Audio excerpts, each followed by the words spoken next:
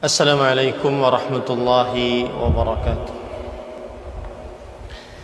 Bismillahirrahmanirrahim. Alhamdulillahi rabbil alamin. Wabihi nasta'inu ala umuri dunya waddin. Wassalatu wassalamu ala ashrafil anbiya'i wal mursalin, nabiyyina Muhammadin wa ala alihi wa sahbihi ajma'in. Amma ba'du. Alhamdulillah, kita bersyukur pada Allah Subhanahu wa ta'ala pada hari ini, hari Kamis 23 Zulhijjah 1441 Hijriah. Kita dimudahkan oleh Allah Subhanahu wa ta'ala untuk kembali duduk bersama dalam pembacaan kitab Riyadhus Shalihin min kalami Sayyidil Mursalin yang ditulis oleh Imam An-Nawawi rahimahullahu ta'ala. Salawat dan salam semoga selalu Allah berikan kepada Nabi kita Muhammad sallallahu alaihi wa ala alihi wasallam, pada keluarga beliau, para sahabat, serta orang-orang yang mengikuti beliau sampai hari kiamat kelak. Dengan nama-nama Allah yang husna dan sifat-sifatnya yang mulia, kita berdoa, Allahumma anfa'na bima 'allamtana wa 'allimna ma yanfa'una wa zidna ilma. Ahibati hafizakumullah ta'ala, pada pertemuan sebelumnya, kalau tidak salah hadis yang keempat, kita membahas hadis yang keempat. Sekarang kita membahas hadis yang kelima, dan hadis yang kelima ini adalah hampir sama dengan hadis yang keempat.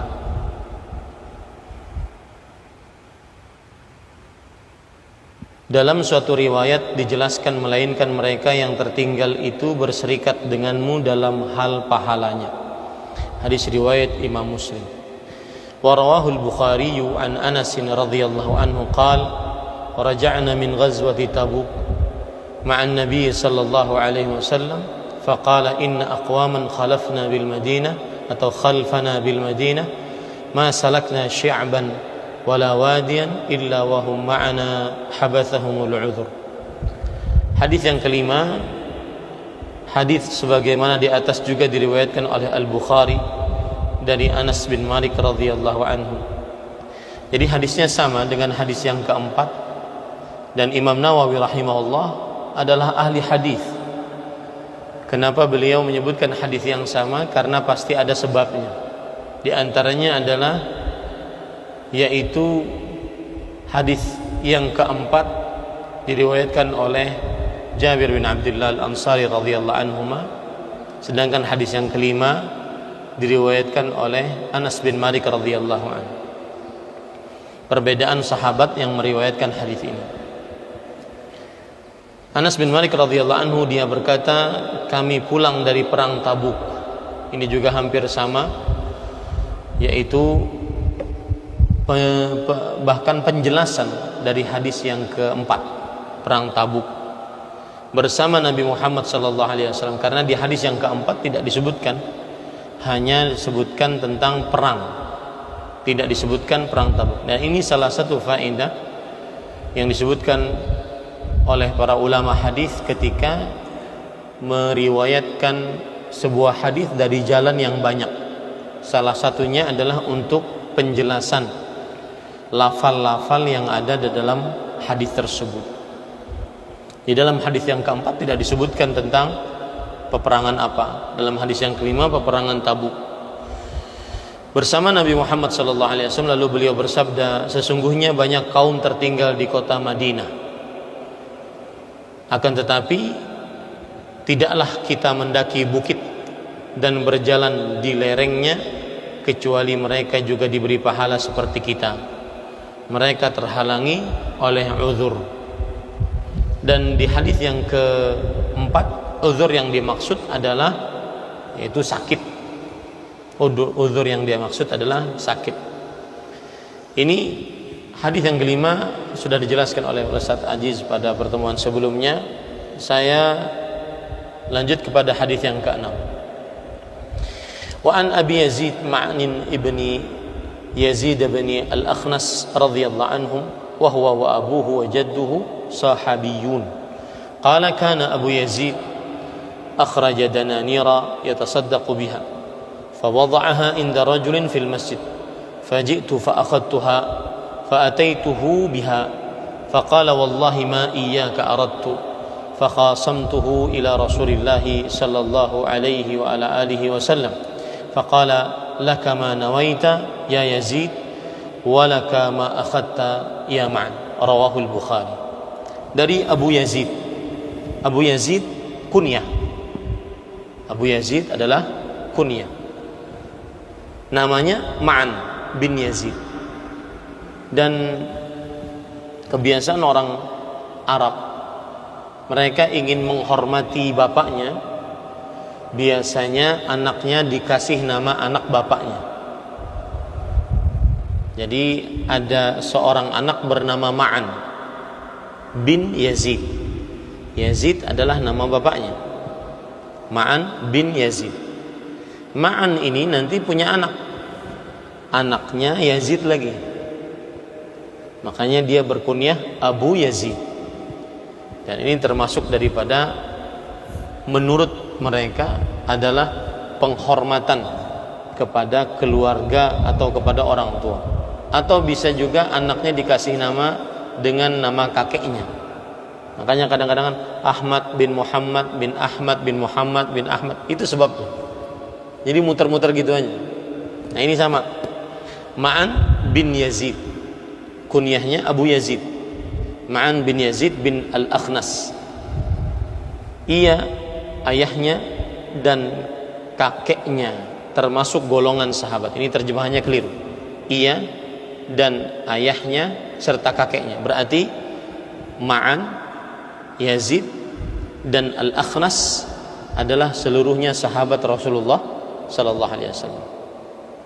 Dan sahabat pengertiannya adalah man ra'an Nabiy sallallahu alaihi wasallam walau lahzatan wa amana wa mata 'alal iman. Siapa yang melihat Rasulullah sallallahu alaihi wasallam walau sebentar dan beriman dan mati dalam keimanan, itulah sahabat Rasulullah SAW. Meskipun belum pernah duduk bermajlis, meskipun belum pernah mengucapkan salam kepada beliau, meskipun belum pernah mendengar hadis langsung Rasulullah SAW, asal melihat, beriman dan mati dalam keimanan, itu adalah sahabat Rasulullah SAW. Ayahku yaitu Yazid mengeluarkan beberapa dinar untuk disedekahkan. 1 dinar itu sama dengan 4,25 gram emas. Dinar hitungan emas, dirham hitungan perak. 4,25 gram emas. Yazid bersedekah. Ya, yang bercerita ini anaknya, Ma'an radhiyallahu anhu.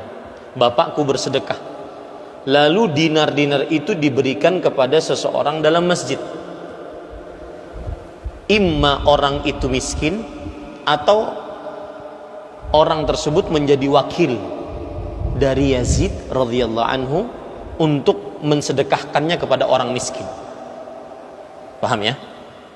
Jadi Yazid memberikan uang dinar kepada seseorang, baik seseorang itu miskin atau orang itu tidak miskin, tapi Yazid radhiyallahu anhu memerintahkan orang tersebut untuk menyebarkannya kepada orang miskin. Kemudian aku, yakni Ma'an anaknya Yazid, datang untuk mengambilnya. Kemudian aku menemui ayah membawa dinar-dinar tadi. Artinya sang anak radhiyallahu anhu, Ma'an bin Yazid, ambil dari orang tersebut uang tadi, dinar tadi. Kemudian dibawa kembali kepada bapaknya. Bapaknya langsung menyanggah, demi Allah, bukan kau yang kukehendaki menerima sedekah tersebut. Aku tidak ingin untuk memberikan kepada engkau, wahai anakku. Ini menunjukkan bahwasanya mungkin orang tersebut miskin, atau mungkin orang tersebut wakil dari Yazid untuk membagikan emas tadi. Selanjutnya hal itu kau adukan kepada Rasulullah sallallahu alaihi wasallam. Yang mengadu siapa? Ma'an, sang anak. Merasa dirinya beliau benar mengambil harta bapaknya yang ingin dibagikan. Karena kan harta bapakku, aku ambil saja. Aku lebih berhak dibandingkan orang lain menurut Ma'an. Maka beliau adukan itu kepada Rasulullah sallallahu alaihi wasallam. Lalu Nabi Muhammad sallallahu alaihi wasallam bersabda, "Bagimu adalah apa yang kau niatkan, hai Yazid.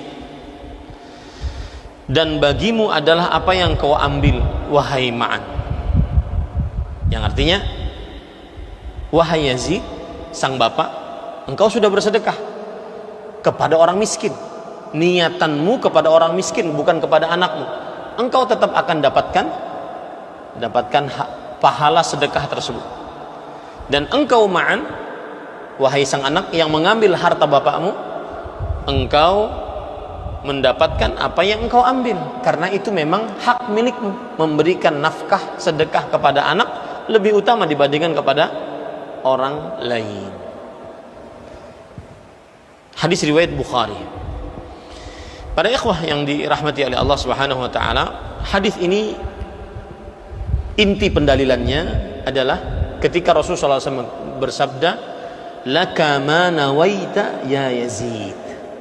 Engkau mendapatkan apa yang engkau niatkan.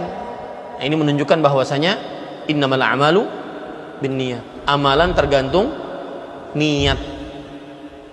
Sesuai dengan niatnya seseorang. Yazid radhiyallahu anhu bersedekah untuk orang miskin selain anaknya, maka beliau mendapatkan pahala atas niatnya tersebut meskipun tidak sampai.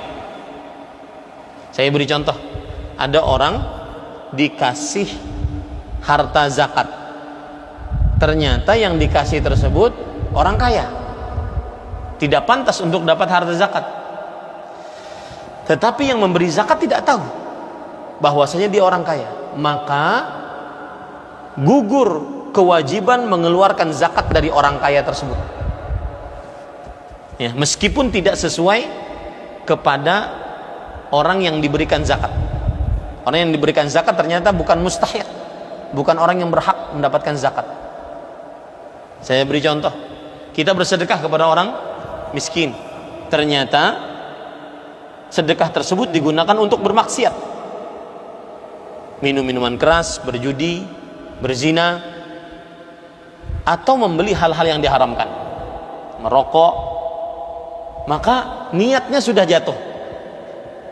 Seorang yang bersedekah tersebut akan mendapatkan apa yang ia niatkan. Nah, itu intinya.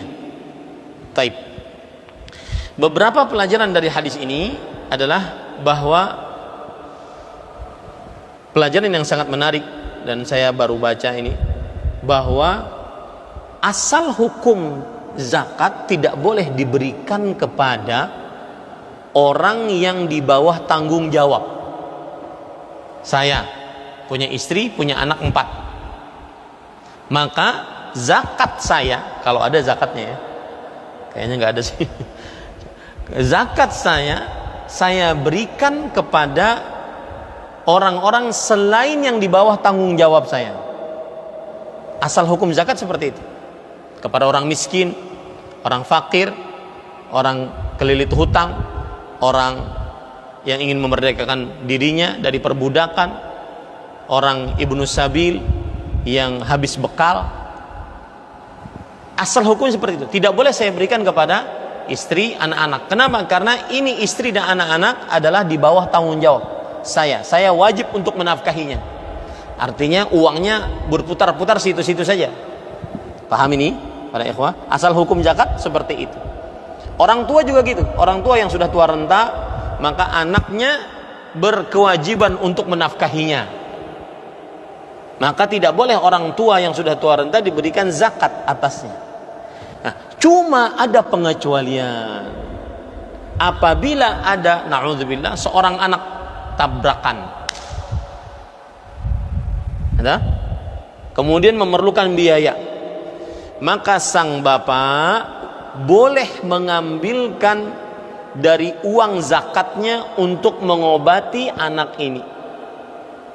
Dan gugur kewajiban zakat dari sang bapak tersebut. Tapi dengan syarat dia tetap memberikan kewajiban nafkahnya kepada anak tersebut dan istri-istrinya, istri dan anak-anaknya. Paham maksud saya?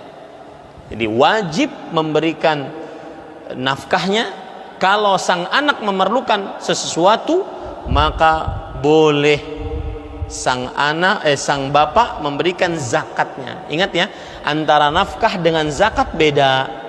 Nafkah ada zakat ada hitungan tersendiri, harus sampai nisab, harus melalui satu haul. Kalau nafkah tidak. Nafkah adalah sedekah wajib yang diberikan oleh kepala keluarga atas orang-orang yang di bawah tanggung jawabnya. Zakat adalah sedekah wajib yang diberikan kepada orang yang berhak. Nah ini, itu pelajaran pertama.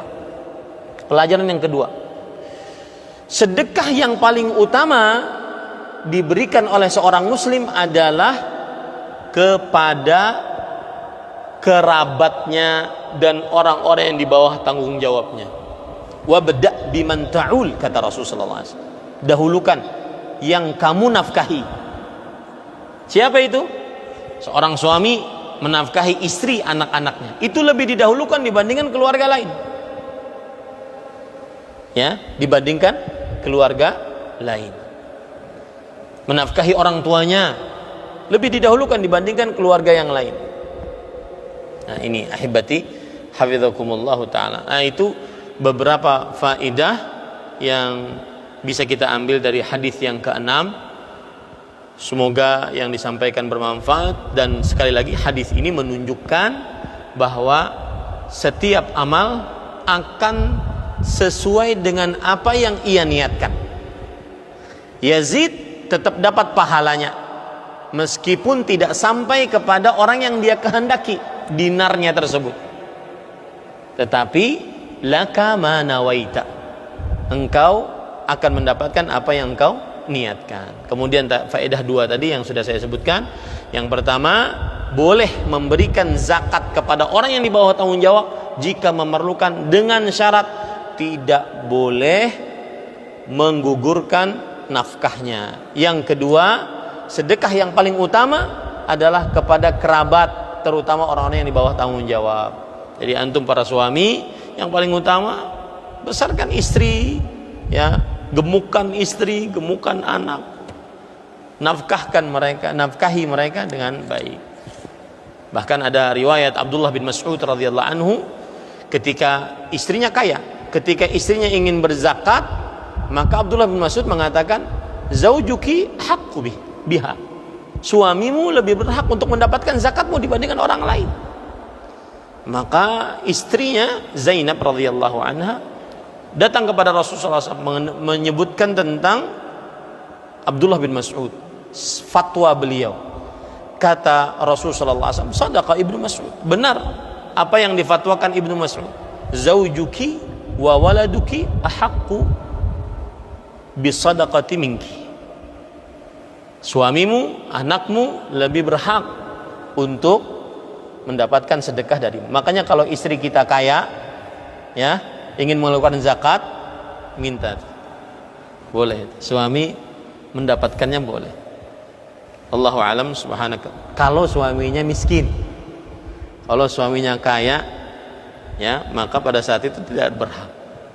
Subhanakallah bihamdik, asyhadu an la ilaha illa anta, astaghfiruka wa atubu ilaik. Wa sallallahu nabiyana Muhammad walhamdulillahirabbil alamin. Wassalamualaikum warahmatullahi wabarakatuh.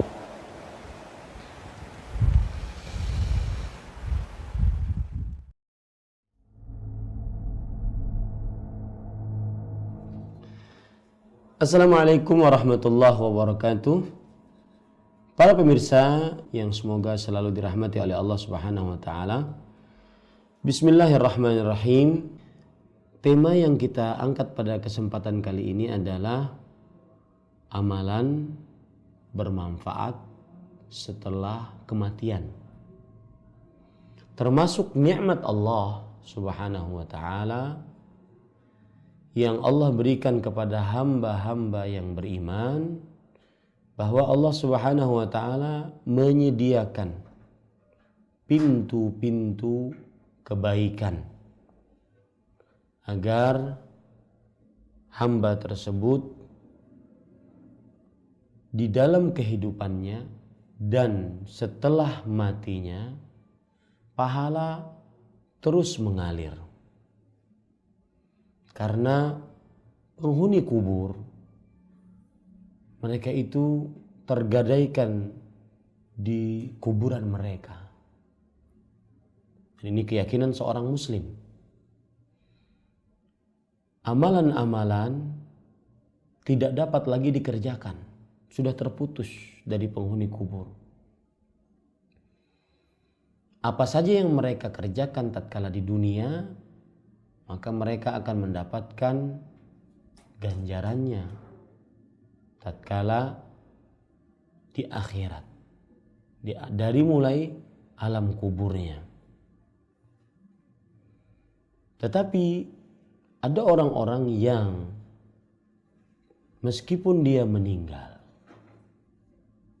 maka dia tetap pahalanya mengalir,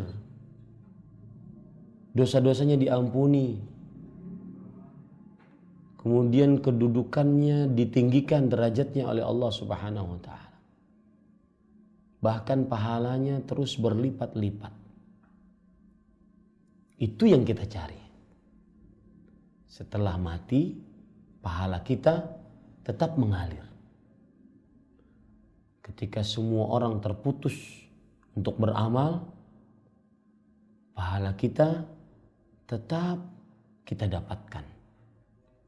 Kiranya gerangan apakah yang bisa kita lakukan untuk mendapatkan seperti itu. Maka Nabi kita Muhammad sallallahu alaihi wasallam telah menyebutkan 7 perkara yang pahalanya tetap mengalir kepada seorang hamba meskipun si hamba ini di alam kuburnya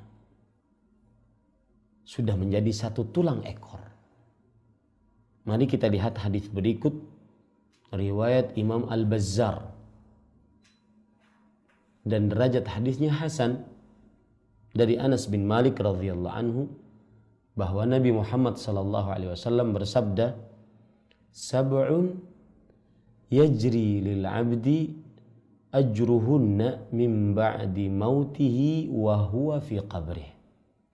Man 'allama 'ilman aw ajra nahran aw hafara bi'ran aw gharasa nakhlan aw bana masjidan aw warratha mushafan aw taraka waladan yastaghfiru lahu ba'da mautih."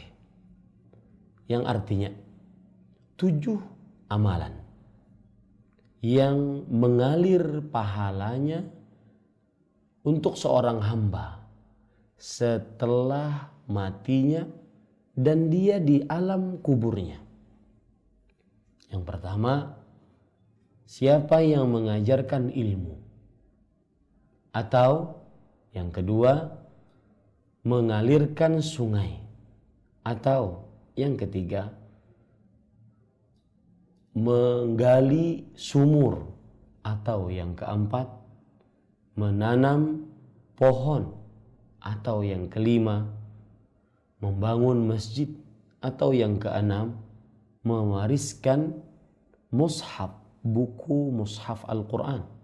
Atau yang ketujuh, meninggalkan anak yang memintakan ampun untuknya setelah kematiannya. Kita akan kupas satu-satu dari 7 ini. Yang pertama yaitu mengajarkan ilmu. Man 'allama 'ilman, mengajarkan ilmu. Dan ilmu yang dimaksud di sini adalah ilmu yang bermanfaat. Apa itu ilmu yang bermanfaat? Ilmu yang mengajarkan kepada manusia tentang agama mereka, tentang Rabb mereka, siapa yang mereka sembah, ilmu yang memberikan kepada mereka petunjuk kepada jalan yang lurus. Ilmu yang mengenalkan mana yang hak, mana yang batil. Mana yang Islam, mana yang berupa kekufuran. Ilmu yang mengajarkan kepada kita tentang mana yang halal, mana yang haram. Ilmu itulah ilmu yang benar-benar diwajibkan kita untuk menuntutnya. Nabi Muhammad SAW bersabda, "Talabul ilm fariidhatun ala kulli muslim." Menuntut ilmu adalah kewajiban bagi setiap muslim. Maka ilmu yang seperti inilah yang pahalanya akan terus mengalir.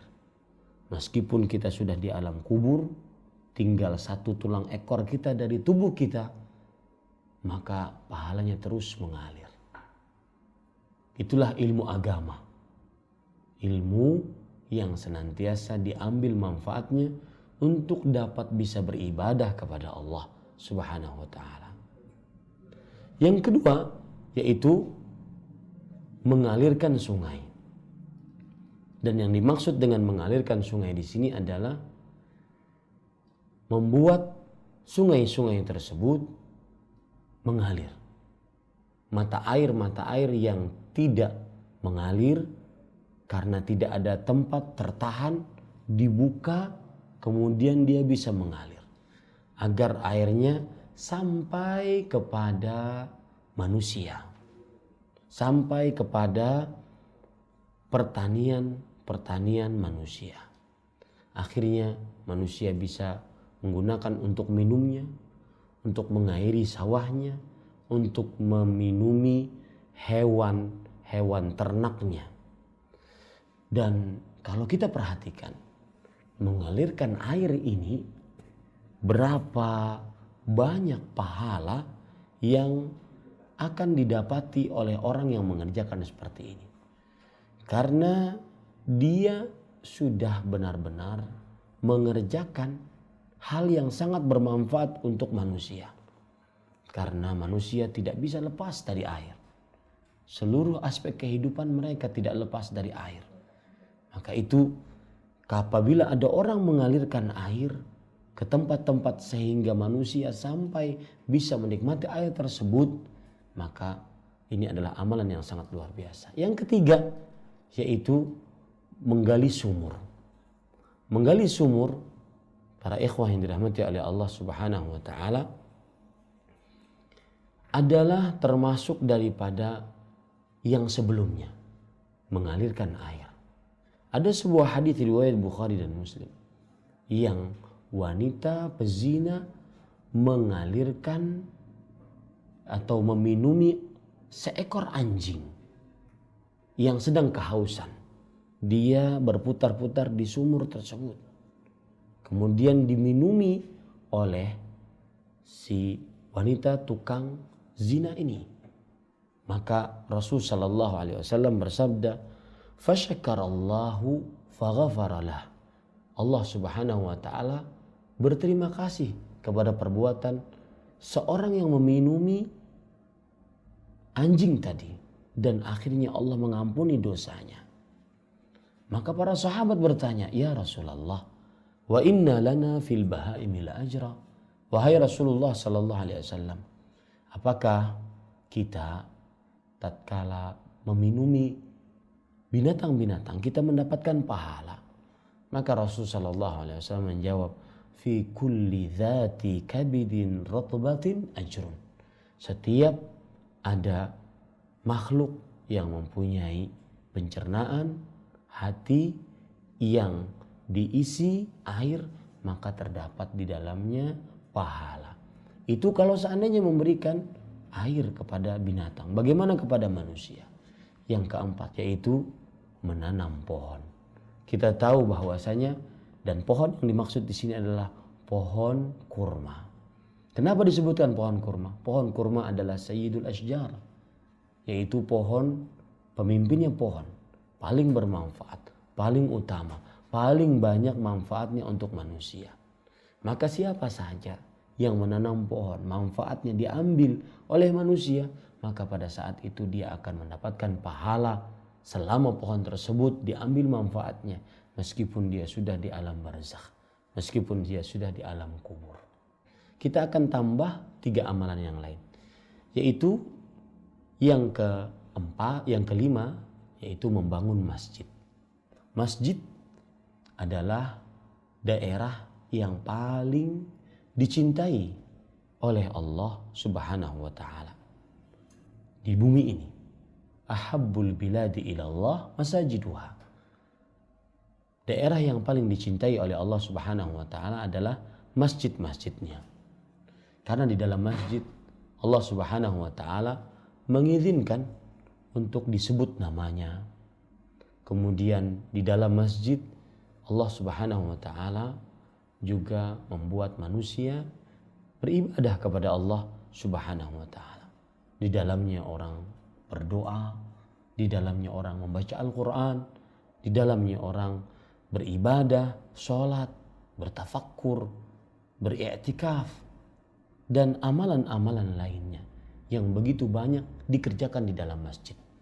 Maka membangun masjid adalah amalan yang pahalanya tetap terus mengalir meskipun dia akan di alam kuburnya.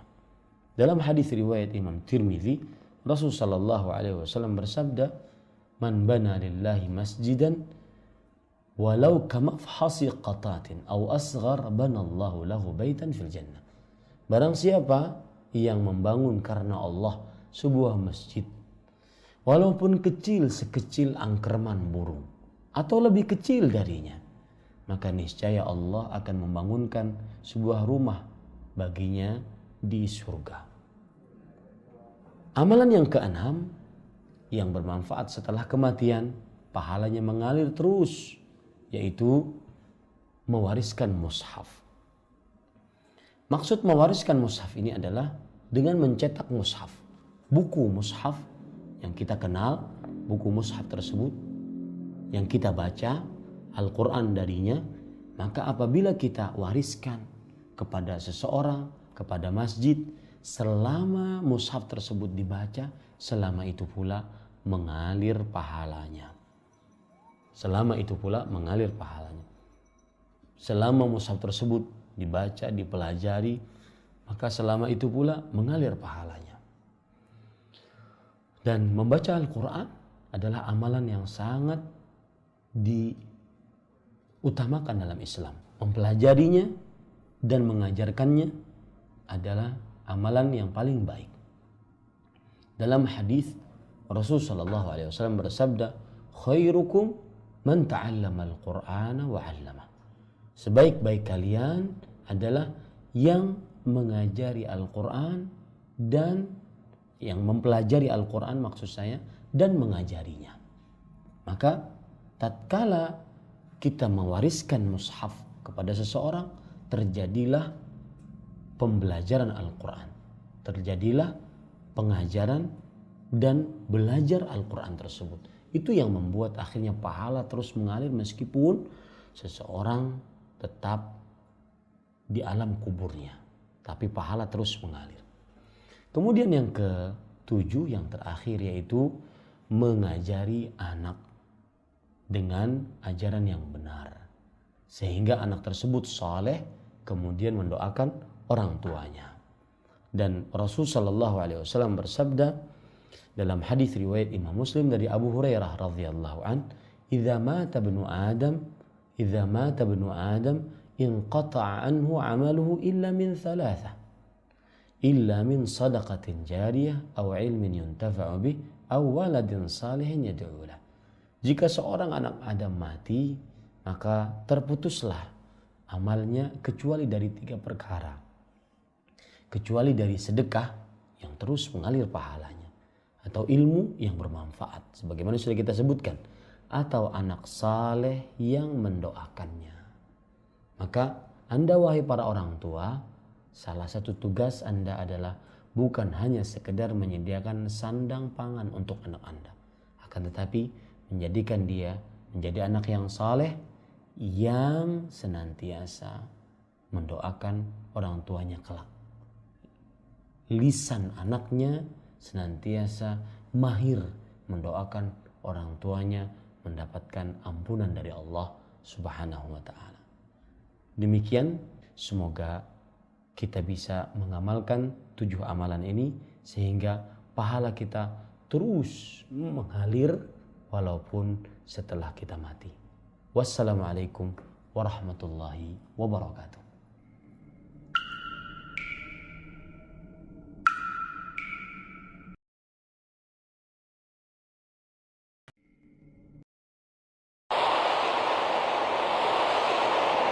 Ammar TV.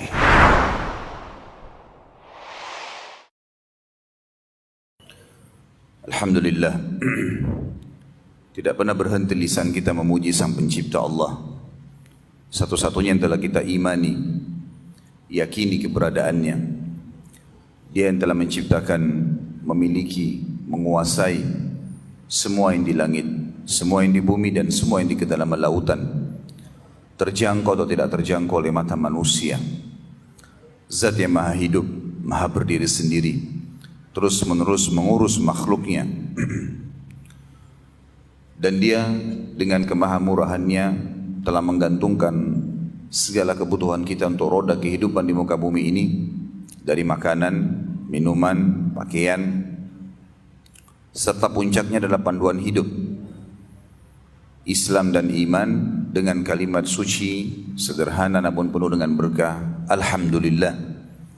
Maka selalulah ucapkan kalimat ini. Selanjutnya kita panjatkan salam hormat kita penuh dengan cinta dan rindu kepada manusia terbaik, manusia yang telah dipilih langsung oleh Sang Pencipta untuk membawa kepada kita semua syariatnya, hukum-hukum yang telah Ia inginkan, sehingga kita punya panduan hidup, tahu mana yang halal dan haram, mana yang diperintahkan dan dilarang oleh Sang Pencipta. Siapapun yang menjadikan manusia terbaik ini sebagai suri tauladannya, dipastikan dia akan bahagia, tentram. Juga dia akan mendapatkan solusi terbaik dalam kehidupannya selama hidup di dunia dan juga di akhirat, serta tentu saja dia akan menang dari musuh-musuhnya. Karena semua itu tergambarkan dalam kehidupan manusia terbaik ini. Sang Pencipta Allah memerintahkan kita agar selalu mengucapkan salam hormat kepada manusia terbaik ini dan dibalas langsung oleh Allah sebagai pencipta dengan 10 kali tambahan rahmat.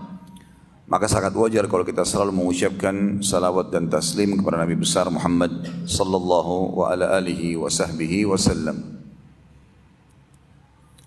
Untuk teman-teman sekalian, pertemuan kali ini tidak ada kajian kitab dan kita akan membahas tema umum.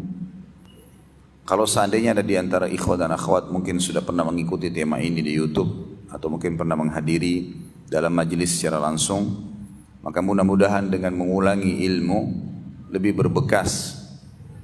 Dan memang ulama mengatakan ilmu itu akan tertanam di dalam hati seseorang pada saat dia mengulang-ulanginya.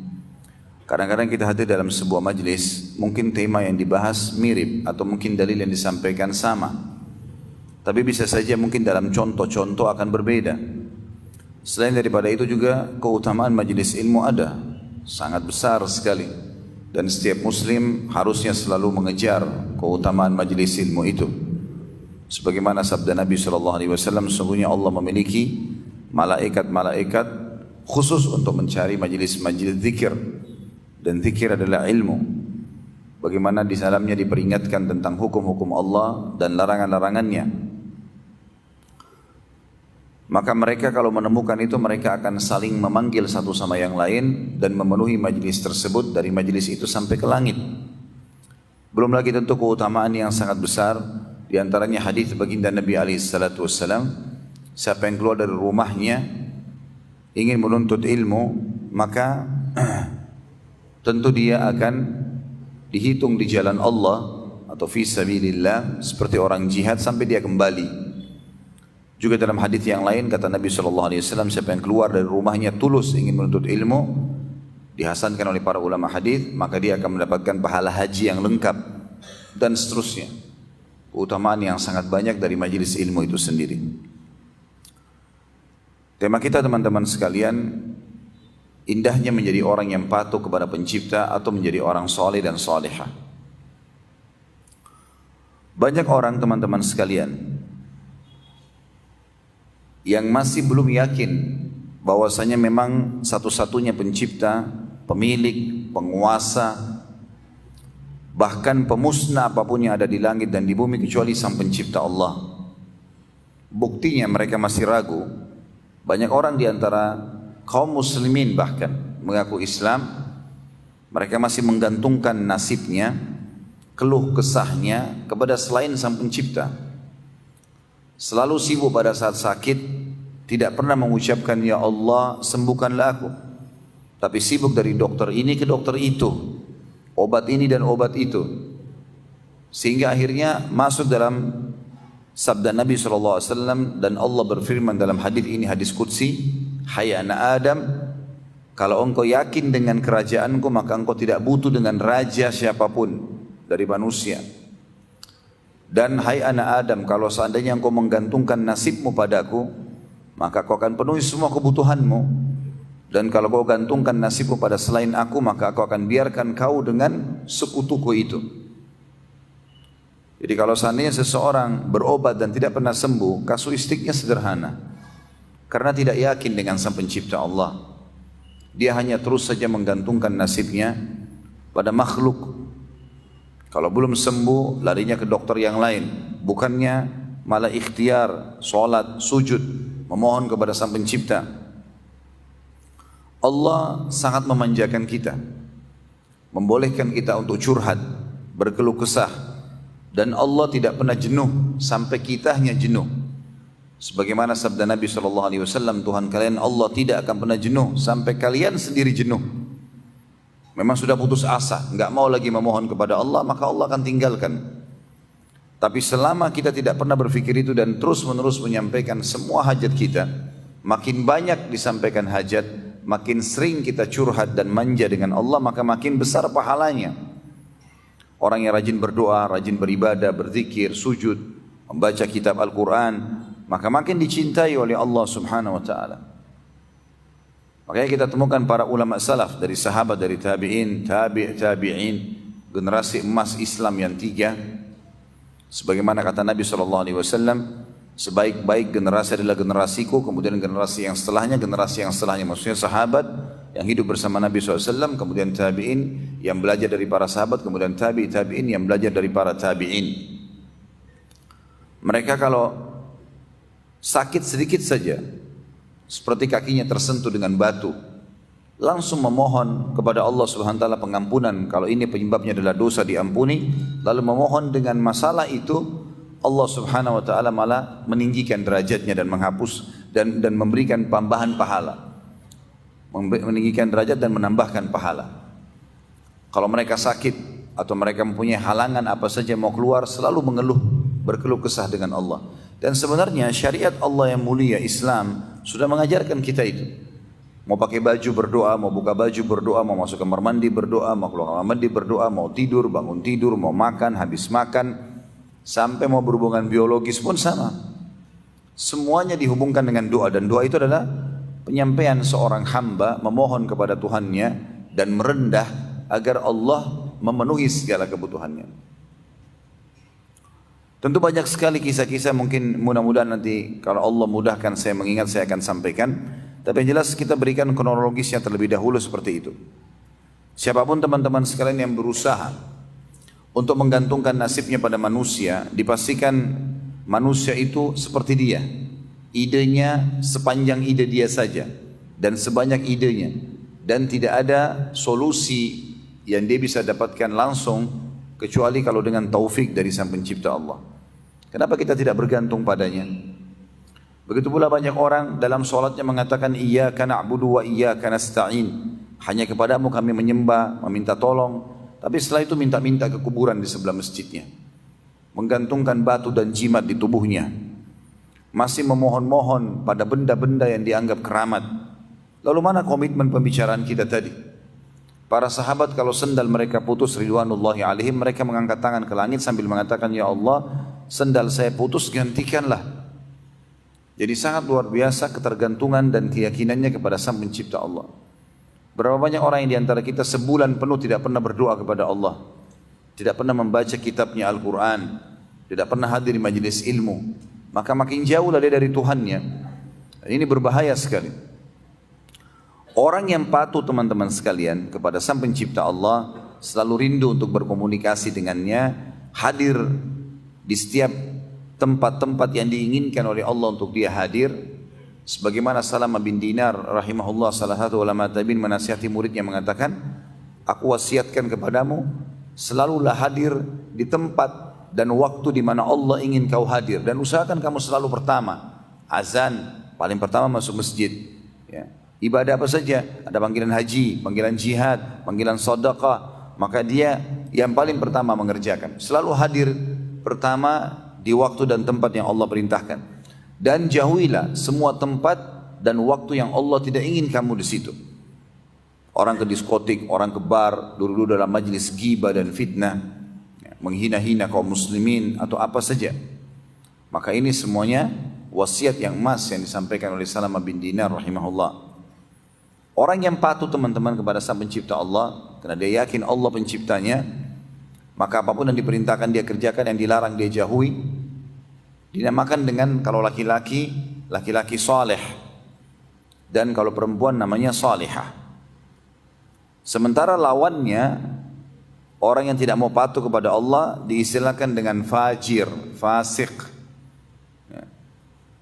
Ini adalah orang-orang yang membangkang. Allah menyuruh dia tidak mau, Allah larang dia melanggar, dan selalu hidupnya dalam kelalaian-kelalaian. Teman-teman sekalian, kalau kita menjadi orang yang mau menjadi orang yang saleh, maka perlu merenungi beberapa hal. Di antaranya adalah yang pertama, Allah pencipta kita dan Allah telah menentukan segala sesuatu yang kita butuhkan itu pasti baik buat kita. Misal contoh, apapun yang Allah halalkan pasti baik buat kita. Baik itu makanan, minuman, pakaian, pergaulan, pendapatan, ya. Semua itu pasti baik. Tinggal kita jalankan, karena Allah lebih mengetahui tentang kebutuhan kita sebenarnya. Dan selalu yang Allah halalkan lebih banyak daripada apa yang Allah haramkan. Sementara yang haram buruk buat kita. Makanannya, minumannya, pakaiannya, pergaulannya, pendapatannya pasti buruk. Dan juga itemnya sedikit. Misal kita ambil contoh, pada saat Allah mengharamkan khamar, minuman keras, Allah membuat leher kita merasakan dahaga, dan Allah tahu kalau kita butuh untuk minum, tapi Allah letakkan pengharaman khamar, misalnya minuman ini tidak boleh. Allah gantikan dengan susu, madu, sirup, air putih, banyak gantinya. Kita dilarang makan babi, Allah ganti dengan sapi, kambing, ayam, ikan, semua hewan di air, ya. Pada saat Allah larang kita bergaul bebas dan memberikan kita syahwat, Allah ganti zina yang memang dilampiaskan dengan tanpa mengikuti hukum Allah dengan nikah. Dan Allah mudahkan semudah-mudahnya, dan seterusnya. Teman-teman sekalian, banyak sekali dalil-dalil yang membuktikan kepada kita dari Al-Quran. Allah menceritakan tentang perbedaan antara orang yang bertakwa, orang yang saleh dan salihah, dengan orang yang fajir dan fasik. Beda, Allah akan siapkan fasilitas yang sangat berbeda bagi dunia maupun di akhirat. Ini sekaligus kita luruskan persepsi sebagian orang yang mengatakan, kalau saya dekat dengan agama, kalau saya pakai jilbab, kalau saya berjenggot, kalau saya hadir sholat di masjid, atau saya ambil jurusan agama, kalau lagi SMP, SMA di pesantren misalnya, atau jurusan S1-nya, maka mungkin saya tidak akan bisa dapat pekerjaan, saya akan terkucil, ya, hidup saya susah, ya. Ini semua persepsi syaitan, tidak benar. Dan pada kesempatan ini kita akan sebutkan 17 poin keutamaan dan kelebihan orang yang bertakwa, orang yang saleh dan salihah. Bagaimana dia akan mendapatkan banyak sekali peluang-peluang dalam hidupnya. Dan teman-teman tentu sebelum saya bacakan ayat, nanti bisa coba terapkan dalam hidup. Seminggu saja, apalagi kalau bisa sebulan dan setahun dipraktikin. Coba dalam seminggu itu semua keran-keran pintu kemaksiatan yang bisa mengajak kita pada pelanggaran agama ditutup, dan semua pintu-pintu yang mengajak kita pada taat kepada Allah dibuka. Misal Mata kita, telinga kita, mulut kita, tangan, kemaluan, kaki, semuanya dijaga. Setiap hari kita kontrol dari pagi sampai malam. Dari ibadah apa lagi nih? Ibadah apa lagi? Terus begitu. Rasakan selama seminggu non-stop. Contoh yang paling tepat kemarin Ramadan misalnya. Kalau ada di antara kita yang hadir di sini memaksimalkan Ramadannya kemarin, siang hari puasa, malam hari ibadah, tidak ada waktu untuk membuang-buang waktu itu di kantor pun pada saat kita lagi istirahat karena tidak ada waktu untuk makan siang. Lagi puasa maka duduk baca Al-Quran atau dengarkan pengajian. Pulang sebentar mandi sudah ada tarawih malamnya, istirahat sebentar sudah ada sahur, sibuk dengan ibadah. Maka itu ada kenikmatan yang luar biasa sebenarnya sedang dirasakan. Dan kenikmatan itu hanya dirasakan bagi orang-orang yang ikhlas tentunya. Sebagaimana juga orang kalau melakukan maksiat dia mungkin akan merasakan kenikmatan dalam maksiatnya. Tetapi selalu efeknya ketentraman jiwa akan datang kepada orang yang beribadah dan kesempitan dada bagi orang-orang yang berbuat maksiat. Itu sudah dipaparkan oleh Allah panjang lebar dalam ayat-ayat Al-Quran. Di antaranya dalam surah Shad, surah nomor 38 ayat 28. Surah nomor 38 ayat 28 yang bunyinya a'udzubillahi minasyaitonirrajim. Am naj'alul ladzina amanu wa amilus solihati kal mufsidina fil ard am naj'alul muttaqina kal fujjar. Bagaimana bisa kata Allah kami menyamakan dari sisi fasilitas nikmat-nikmat yang melimpah diberikan antara orang-orang yang beriman dan beramal saleh dengan orang-orang yang membuat kerusakan di muka bumi, bermaksiat ya. Dan bagaimana bisa kami menjadikan orang-orang yang patuh dan orang yang durhaka? Tidak mungkin sama, mustahil ya. Kita lihat kehidupan Nabi SAW dengan kehidupan orang-orang yang bertolak belakang dengan beliau di zamannya. Nabi SAW bahagia dalam rumah tangganya, bisa menjadi ayah yang terbaik, suami yang terbaik, pemimpin yang terbaik, pedagang yang terbaik, semuanya kebahagiaan hidupnya. Kalaupun ada masalah sedang dihadapi, bisa mendapatkan solusi yang terbaik. Bedakan dengan lawan-lawannya seperti Abu Jahal, Abu Lahab, mereka kaya raya waktu di Mekah. Tapi bagaimana kehidupannya? Abu Lahab mati dalam kondisi seluruh tubuhnya membengkak, membusuk sampai anak-anaknya tidak ada yang mau menguburkan. Cuma dilemparin dengan batu dalam kamar tidurnya, kemudian ditinggalkan karena busuknya. Abu Jahal mati di perang Badar dalam kondisi mengenaskan. Kemudian juga Umayyah bin Khalaf juga begitu. Orang-orang yang kaya raya di Mekah yang tadinya menganggap remeh Nabi SAW waktu di Mekah, karena mereka kaya raya, mereka pemimpin kaum. Maka mereka akan mengatakan, Muhammad kenapa kau yang ditunjuk? Kenapa bukan orang-orang kaya di antara kami? Kami lebih kaya daripada kamu. Menganggap remeh. Nabi SAW tetap sabar, menyampaikan kebenaran. Tapi hasilnya, ternyata selama hidup mereka susah. Anak-anaknya nyusahin hidupnya. Orang-orang kafir ini. Kemudian pada saat hidup pun sering bangkrut dalam usahanya. Kemudian juga pada saat meninggal mengenaskan. Sementara Nabi SAW berbahagia rumah tangganya. Didukung oleh para sahabat-sahabatnya. Kalaupun ada masalah yang dihadapi punya solusi yang terbaik. Anak-anaknya semua jadi baik. Dan yang dikenang sampai menjelang hari kiamat adalah kebaikan Nabi SAW. Sementara Abu Jahal, Abu Lahab orang tahunya keburukannya. Juga dalam ayat yang lain, surah Ghafir, surah nomor 40 ayat 58 Allah berfirman, A'udzu billahi minasyaitonir rajim wa ma yastawil a'ma wal basir walladzina amanu wa amilus solihati walal musii qalilan ma tatadzakkarun. Tidak akan pernah sama antara orang yang buta dan orang yang melihat. Orang yang buta teman-teman aktivitasnya terhambat. Mau jalan pelan-pelan, dia tidak tahu bahaya, ada lubang di depannya kah, ada orang yang ingin menyusahkan dia kah, mengganggunya, dia tidak tahu ya. Bahkan dia cuma bisa merasakan saja hujan, panas, dia tidak bisa lihat semuanya. Kalau dia mau beli buah-buahan dia cuma menebak, oh ini apel, oh ini anggur, dia tidak tahu warnanya, dia tidak lihat. Kata Allah tidak akan sama antara orang buta dan orang melihat. Orang melihat lebih cepat aktivitasnya, tahu membedakan warna-warna, bisa memilih. Kata Allah, demikian pula tidak akan sama antara orang yang beriman dan beramal saleh dengan orang yang durhaka atau maksiat. Tapi sayang, sangat sedikit kalian memikirkan masalah itu. Kemudian juga dalam surah Al-Jathiyah, surah nomor 45 ayat 21, Allah juga mengingatkan, kita belum masuk ke inti bahasannya, 17 poin yang akan didapatkan oleh orang yang saleh dan salehah. Tapi kita masih masuk di perbedaan antara orang yang patuh dan orang yang durhaka. Surah Al-Jathiyah surah nomor 45 ayat 21 Allah juga berfirman, A'udzu billahi minasyaitonir rajim. Am hasibal ladzina ijtara'us sayyiati an naj'alahum kal ladzina amanu wa 'amilus shalihat sawa'an mahyahum wa mamatuhum sa'a ma yahkumun.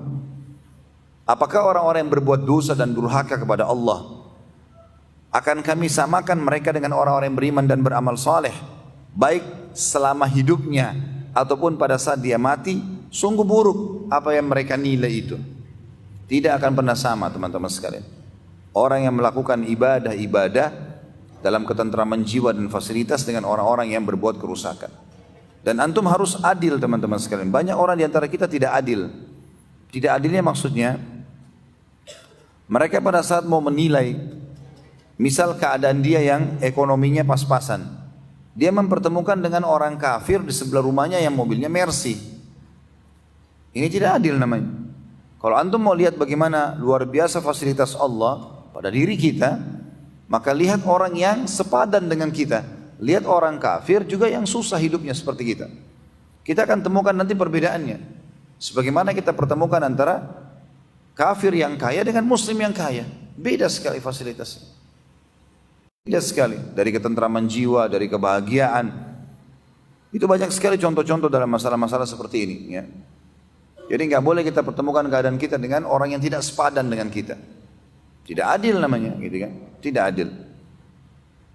Kemudian juga dalam ayat Al-Quran yang lain, Allah SWT berfirman dalam surah Al-Ankabut, surah nomor 29 ayat 3, dan ayat ini sangat tegas menekankan kalau siapapun yang melakukan perbuatan-perbuatan pelanggaran akan susah hidupnya, dan juga Allah Subhanahu wa taala akan menghukum, tidak akan luput dari siksaan Allah. Ini banyak sekali pengalaman-pengalaman saya pribadi bertemu dengan beberapa orang, teman-teman. Saya pernah di Singapura keliling naik mobil, mutar ingin melihat Singapura itu. Mungkin dalam 1 jam, supirnya orang non-muslim.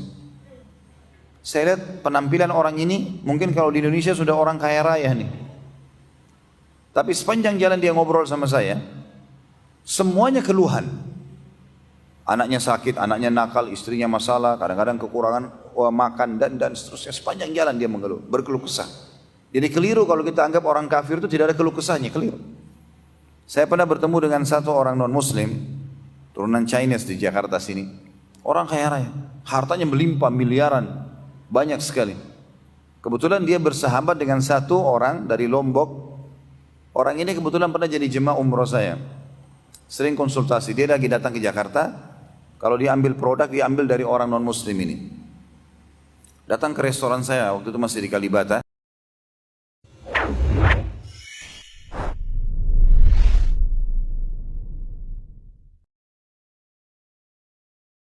Secara umum di hari Jumat seseorang disunahkan untuk memperbanyak sholawat. Memperbanyak sholawat. Dan ketahuilah ma'asyal muslimin, ada sunnah yang banyak dilalaikan oleh kaum muslimin, terkhusus salat Jumat ini. Hendaklah kita mendatangi masjid dengan cara berjalan kaki. Ini yang lebih afdal kalau memang antum memungkinkan. Ustadz, anak rumahnya jauh dari masjid, gak mungkin jalan kaki. Kenapa antum cari yang jauh?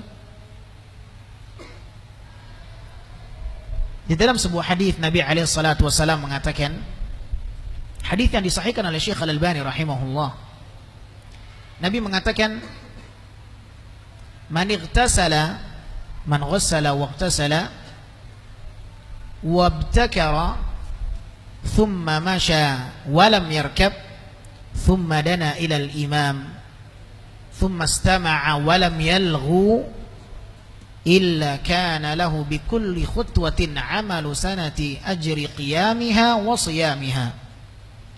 Nabi SAW mengatakan, barang siapa yang bersegera menuju ke masjid di hari Jumat, dia mensucikan dirinya, mandi, bersuci, kemudian dia pergi di jam yang pertama, jam 7 hari Jumat, sudah masuk ke masjid. Jam 7 di jam yang pertama. kemudian dia berjalan kaki dan tidak mengendarai kendaraan tunggangan apapun. Dia berjalan dan dia tidak mengendarai kendaraan. Tsumma masya wa lam yarkab. Kemudian dia berjalan dan tidak menaiki tunggangan. Kemudian dia mencari posisi yang dekat dengan imam. Tsumma dana ilal imam. Dia mendekat posisinya dengan imam. Tsumma istama'a ilal khutbah. Kemudian dia mendengarkan dengan seksama khutbah itu. Walam yalghu, dan dia tidak lalai dengan khutbah itu, melainkan setiap langkah kakinya Allah tulis 1 tahun berpuasa dan sholat malam. Melainkan 1 langkah kakinya Allah nilai dia melakukan amalan puasa dan sholat malam setahun penuh. 1 langkah kakinya. Bagaimana dengan dia yang melangkah dua langkah?